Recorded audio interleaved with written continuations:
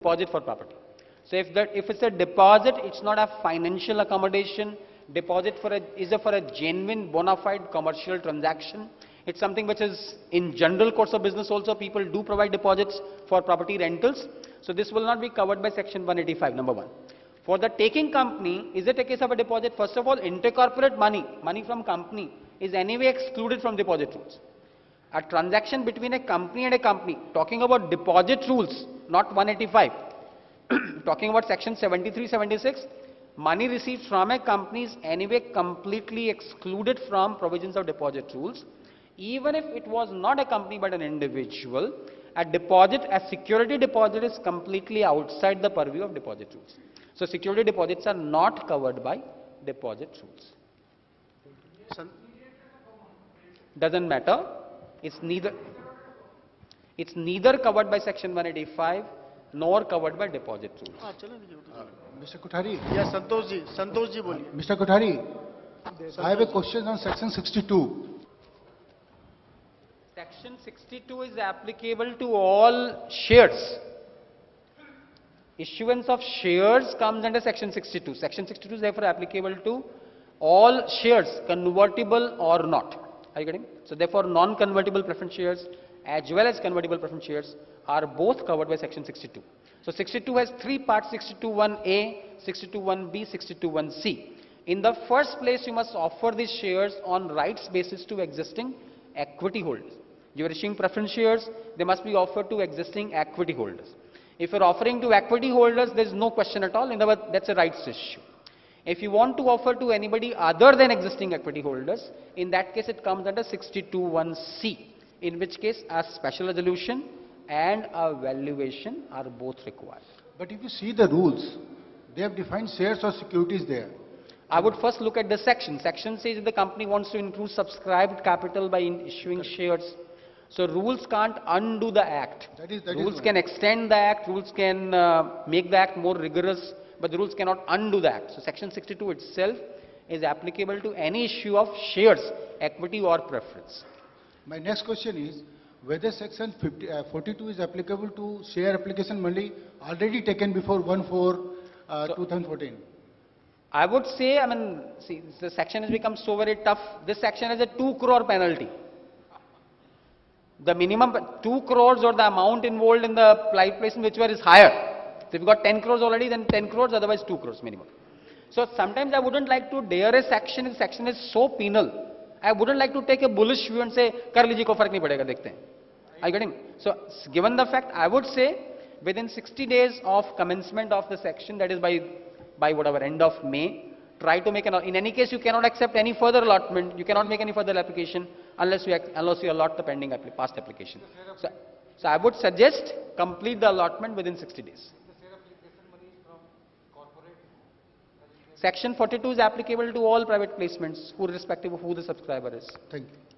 I wouldn't like to dare a section which is so rigorous in its implication. 2 crores is not a small amount. Even if you go for, it's a penalty section. Also note that section 42, the implication is penalty. Penalty is not compoundable.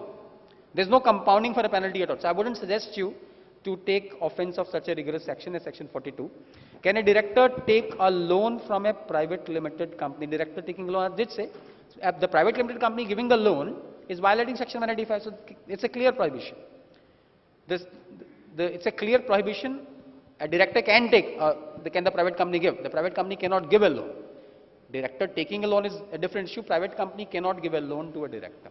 Can a private company take a loan from a director or a shareholder? I did say a loan from a director is exempted from definition of deposit. A loan from a shareholder, if the shareholder is an individual, it would not be excluded. If the shareholder is a company, it's anyway excluded from deposit rules. What about existing loans taken? For existing loans, there is section 74. Section 74 says whatever deposits were accepted before the commencement of the act, then within 3 months of commencement of the act, that is by 30th June, you need to file a report with ROC. If you have existing deposits which were not covered by the act earlier but now are covered, then within 3 months you file a return with ROC, and within 12 months repay the deposits. That is by end of this financial year, repay all existing deposits which were taken under the earlier act. Once again, if you fail to do so, 10 crores in 7 years. Advances for sale of goods outstanding on, this is another, the same answer would be similar. Advances for goods and services outstanding on 1st April. These were, as I said, if 365 days have already elapsed, then these become deposits on 1st April. By the new rule, they become deposits. So I would say within 3 months we need to file a return, and within 1 year we need to repay. I would suggest therefore these advances also. When you all are very sharp people, I don't want to give hints. So 31st March 2014 is still open.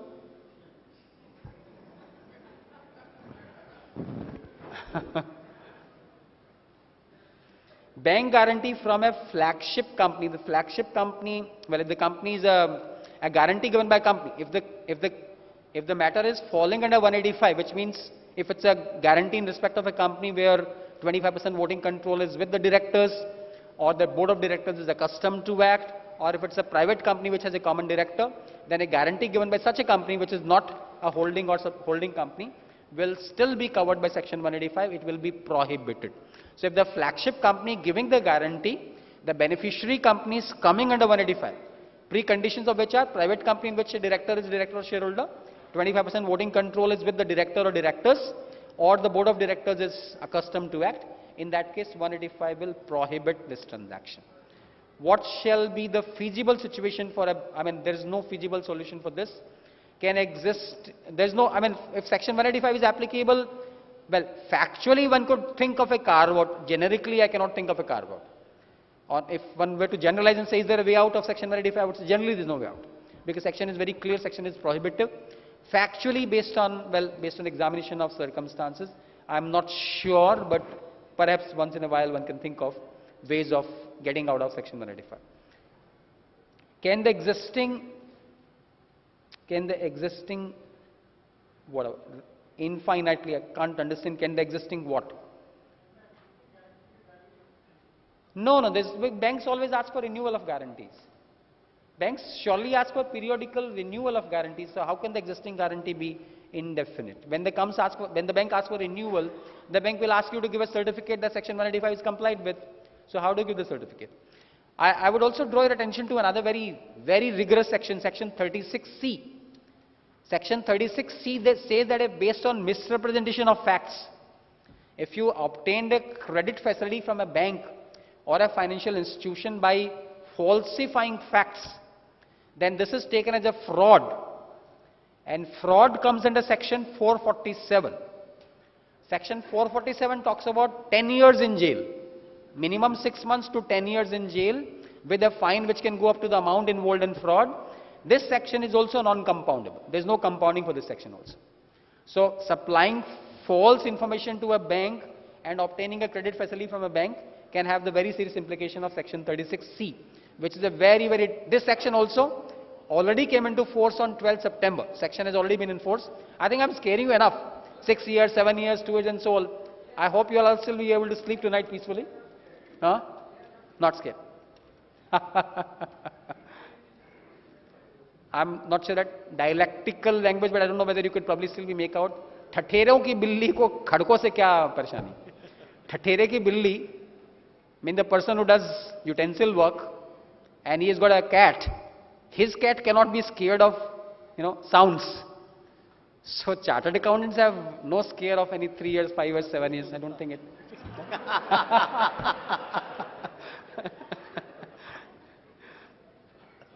Certain threshold limits specified are in case of last audited financial statements. Date here refers to date of balance sheet, date of signing by audit, date of balance sheet. The date is last financial statement. It obviously will be date of the balance sheet. Within what time the needed action? Independent directors, we have a 1 year transition period. We can appoint independent directors within a time frame of 1 year. Practically, I would say by the coming AGM, because you don't mean to call general meeting all over again. Time frame is 31st March 2015, but practically I would suggest do it by the coming general AGM so that you don't have to call a meeting specifically for this. Formation of audit committee. I'm sorry? Pecuniary, correct.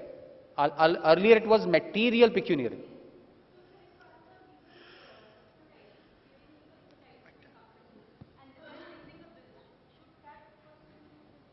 So the question is the disqualifications of independent directors. Disqualifications of independent directors in 149(5)(c), if I'm not wrong, 149(5)(c) talks about a pecuniary relationship. Earlier in clause, you can sit down. In clause 49, it was material pecuniary relationship. Now the revised clause 49 exactly uses the same definition as in the Companies Act. So the word material is gone there. There's no material now. So any pecuniary relationship. There are other clauses which use the word transaction or relationship. So can a single transaction lead to a relationship? The word is pecuniary relationship. It's not pecuniary transaction. Had it been a transaction, even one transaction would disqualify a person. But relationship implies a regularity. So to my mind, if there's a relationship of a continuing subsisting nature, for example, say retainership is a relationship. But one single advice, somebody stood for you in a court, argued your case, that's a legal counsel, argued your case, one single brief. That's a transaction, it's not a relationship. So I would take a view that the word relationship includes, a relationship implies regularity of transactions, not a single transaction. So that would then make a relationship. If you think regularly you're consulting a person off and on. Sir, but previously if a director is giving me legal expertise, then he can be in my board as an independent director, as per previous act. Previously we had Companies Act 1956. Yes, sir. Previous law is no more the law. So the law has undergone a So, sir, substantial... if suppose I'm retaining Vinod Kothari and company for giving my Please company... do so. I don't want to become director.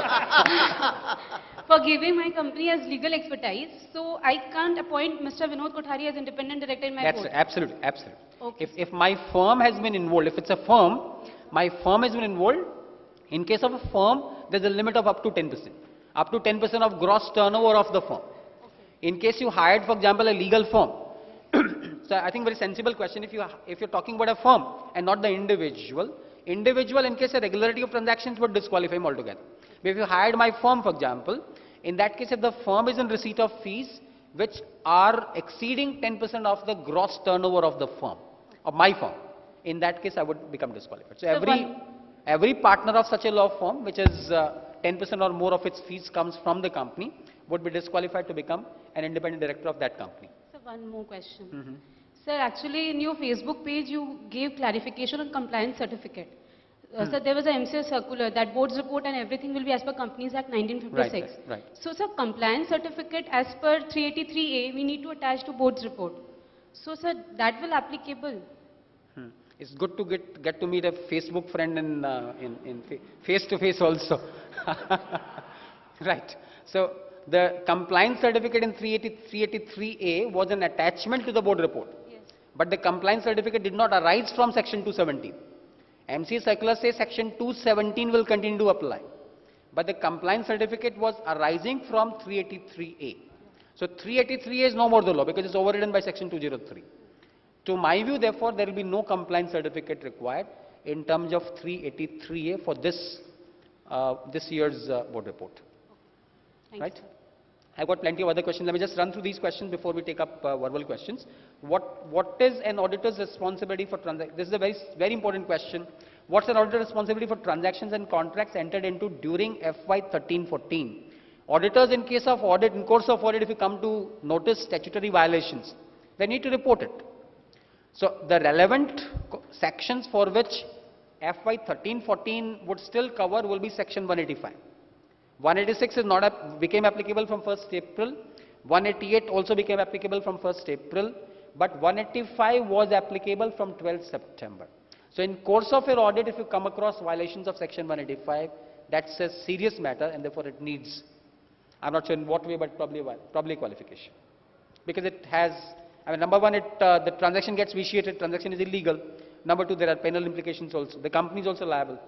Transactions prior to 1st April 2014 covered under deemed deposit transactions still continues whether liable to penal provision. I did mention some time back that section 74 deals with transactions which were not deposits earlier, but which become deposits by virtue of change definition. So unless you want to dare the section, I once again remind you the section is 10 crores and 7 years.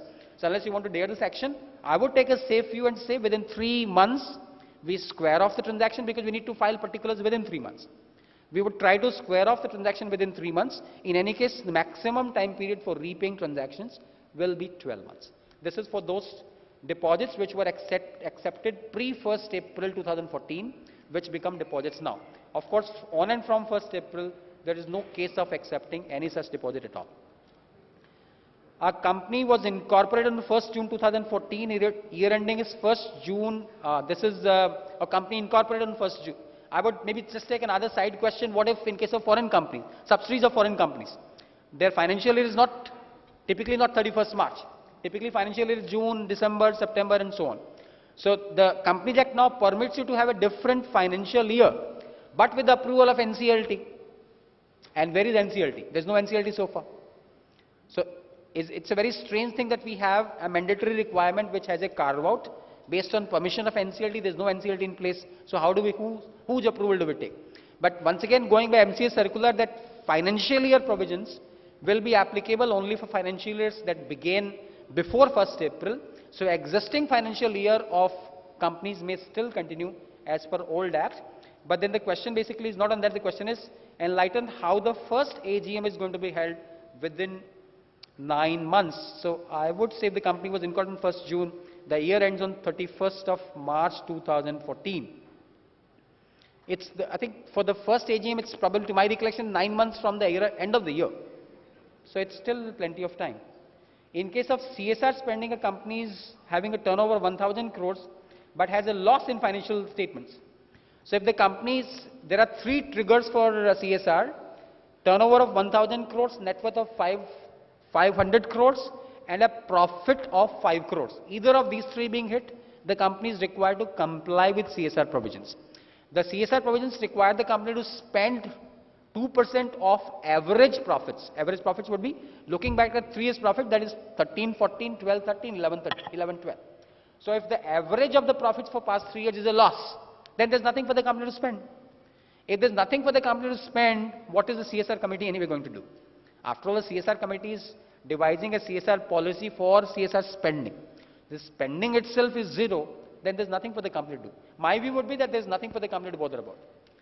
I think bother about making profits rather than spending CSR. Will the advances received by real estate companies be covered by deposit rules? Nilesh ji was talking about advances received for real estate contracts which are registered. That actually was there in the draft rules. In the final rules, registration requirement has been dropped.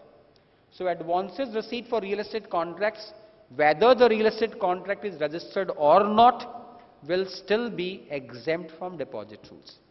So it does not have to be registered. The registration part is dropped. It was there in draft rules but not there in final rules.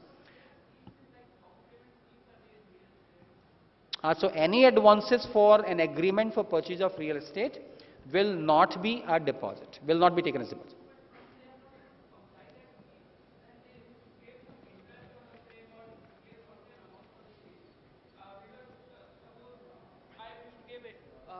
Builder used to give that if I am giving 80% advance money right now, if I'm not able to launch the project by October, I will give 12% as the interest and all that. That's okay, that's fine. That's because it's a deposit. After all, deposits can also security deposit can also carry interest.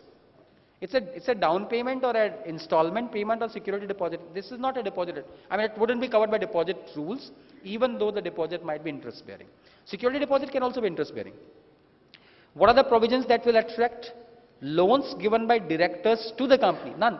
Loans given by directors to the company are both, section 185 cannot come in question there. And anyway, loans given by directors are exempted from deposit rules, provided the director gives a declaration that he has not borrowed the money. Director gives a declaration that he has not borrowed the money. A is the director of a private company. Can HUF give a loan to the lawmakers never thought of HUFs at all. That's one privilege that lawmakers never touched. So let me just get the question. Can an HUF give a loan to that company? Page 145 of the book circulated. I have not got any book at all. Sanjay ji, kya kar rahe hain? Achha, this is not.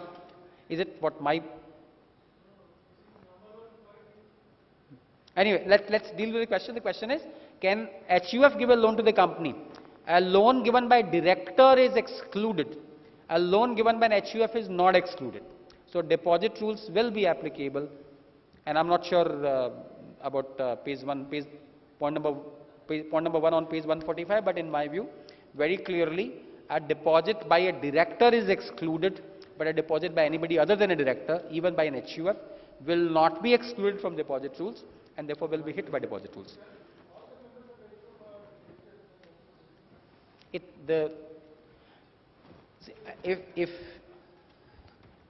a deposit given by a director, if the director gives a declaration that, I don't fail to understand, how could all members of an HUF be director? HUF तो typically thinks of bachas also. HUF essentially क्या होता है?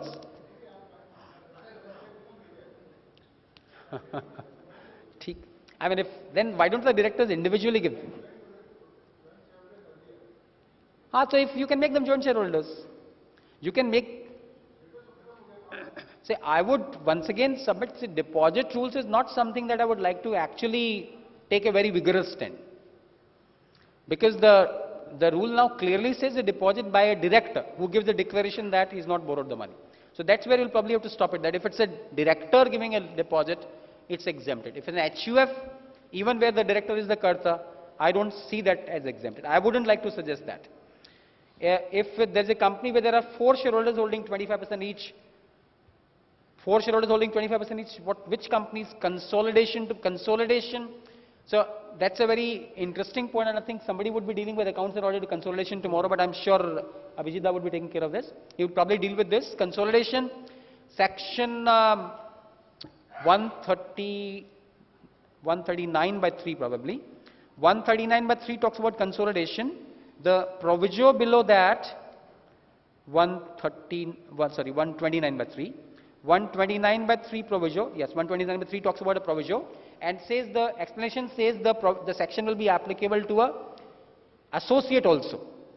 Now, if you read the rules say consolidation will be done as per applicable accounting standards. What's the applicable accounting standard? Accounting standard says if we are consolidating by virtue of having a subsidiary, then we will take the investment in the associate company based on equity valuation method. In other words, if we don't have a subsidiary and we merely have a significant influence, are we required to consolidate as per accounting standards? Answer is no. So section says consolidation, read with the rule, section says consolidation will be done as per accounting standards. In other words, we will not go beyond accounting standards. We will do consolidation as per accounting standards. If the investors don't have a subsidiary, there is no question of doing any consolidation at all. What about existing loans to associates? Existing associate, section 185 is not applicable to associates. Section 185 is applicable only to those 5 entities that are listed. Number of audits applicable from which account? Audit provisions, rather ask Vijit. I think he's really the person. But quite often people say a limit of 20. The limit is actually not 20, limit is actually 21. Because section talks about more than 20, which is 21. Whether advances from customers for a project duration of more than 1 year. Any long-term project, advances for a long-term project will be excluded from deposit rules. The limit of 365 days for goods and services, that's not applicable to long-term project. What is a long-term project? A project that typically stretches over more than 1 year. At times, a staff loan can arise inadvertently. I would like to join this company. Say a retrospective, it's not a loan actually. So if it's just a debt due from, I think the question basically is, it's not a loan, it's an amount due from an employee. Let's say salaries were paid in excess, HR was paid which is not payable. For example, salary was paid in excess. Is that a case of a loan? That's not a case of a loan at all. Amount recoverable from a staff is not a case of a loan. Loan would mean a financial accommodation was granted. For example, to buy a car, to buy a house. So that's, or a personal loan for that matter. That's what is covered by section 186. A recoverable from an employee for a staff will not be covered by section 186 at all. Can a milestone advance by, so project company we just discussed, question of a project company milestone advances or mobilization advances or whatever else will not be covered by deposit rules. In any case, even if it's a company by company transaction involving 2 companies, company to company transaction, in any case the section does not apply. Jewelry scheme discussed by you. For 11 months we pay 100, 12 months the company pays 50. Now we have contributed 1,100. The benefit of rupees 50 is less than what is the yield you are getting is not relevant. The queries basically want to say the company pays only 50 rupees. I have contributed 1,100. The company pays only 50. So I am getting such a small benefit. Will the case still be covered by deposit rules? I would say yes. Any benefit being granted by the recipient on account of contributions made by a contributor would be taken to be a deposit, and that's a deemed deposit definition in the rules and would therefore be hit by deposit rules. Second query, rate of interest is less than GSEC. So if the rate of interest is less than GSEC, it's a violation of section 186. It would attract the prosecution provisions of section 186. So of course, auditors from 1st April, if the company is doing that, as an auditor, you probably have to report it. Whether loans before 12 September 13 come within the ambit of section, answer is no. If so question doesn't arise, because if the loans were given prior to 12 September, it's not covered by section 185. If the loans are being renewed, if there's a renewal of the loan, it would be hit by section 185. If a director did not attend any board meeting during last financial, this provision of automatic vacation of office by a director, if the director fails to attend any board meeting over a period of 12 months, this is prospective in application. That would mean from 1st April 2014 onwards, over a stretch of 12 months, a director does not attend a single board meeting. Then on expiry of 12 months, he would automatically vacate his office. The provision is not retrospective. What is the status of loans and advances which are outstanding on 1st April 2014? I said section 185 became applicable from 12th September. So 12th September to 31st March, if loans and advances have been given, they are covered by FY 13-14. If you think that's a violation of section 185, I think you would need to report. What's the transition provision for a private company for shareholders deposit ICD intercorporate investment? I did mention that law talks about filing a return with ROC within 3 months. Section 74 talks about filing of a return within 3 months. So I would suggest if you square it off within that period, then there's nothing for you to do. There are 3 closely held private companies XYZ.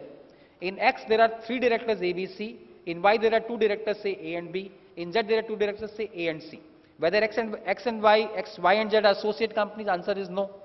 For determining who is an associate company, we don't look at directorships, we look at 20% holding.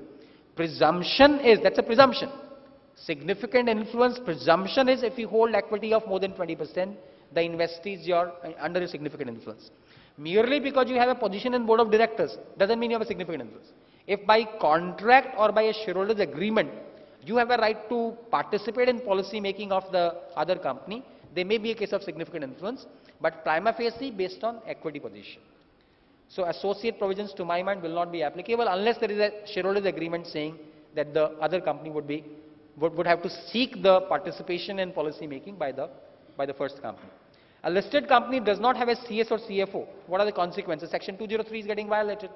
So the directors or the officers who are in violation of section 203 will be prosecuted.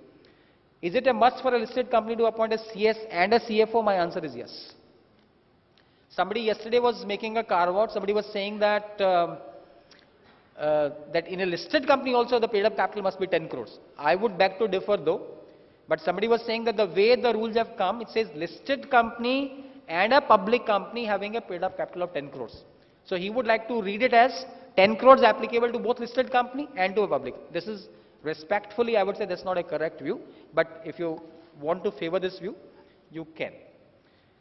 Advances are given by a private company to employees to be recovered on the basis of salary, tantamount. Well, of course, any advance has to be recovered by way of salary only.